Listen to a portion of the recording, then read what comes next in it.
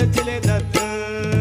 रात्रंदिवसा देवा तुमची मूर्ती ध्यानात, त्यांचा लागेना अर्थ. स्वप्नात आले माझ्या शंकर चिले दत्त, स्वप्नात आले माझ्या शंकर चिले दत्त.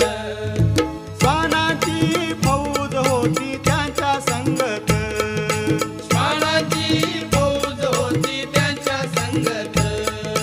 श्वानांना भाकर टाकत होते भगवंत. श्वानांना भाकर टाकत होते भगवंत.